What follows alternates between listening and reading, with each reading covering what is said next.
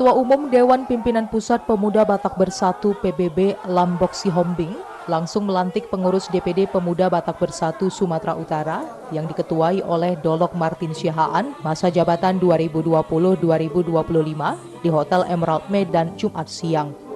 Pelantikan yang dihadiri oleh ratusan kader Pemuda Batak Bersatu dari seluruh Indonesia ini sekaligus merayakan hari ulang tahun organisasi PBB yang ke-1.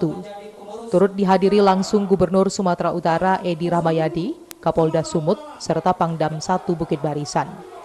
Ketua Umum PBB mengharapkan dengan dilantiknya DPD PBB Sumut dapat berkontribusi dan memberikan nilai positif bagi masyarakat.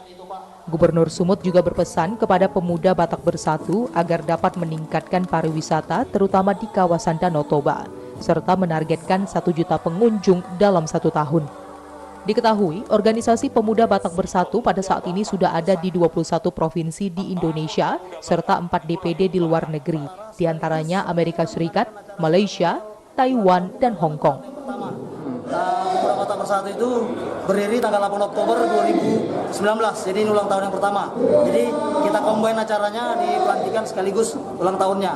Kita saat ini ada di 21 provinsi seluruh Indonesia dan 4 Dewan Pimpinan Daerah luar negeri, yaitu Amerika Serikat, Malaysia, Taiwan, dan Hong Kong. Pesan saya untuk DPD Sumatera Utara, pertama, tetap satu komando, tetap solid, menciptakan kader-kader orang Batak yang bisa memberi kontribusi yang baik terhadap Provinsi Sumatera Utara.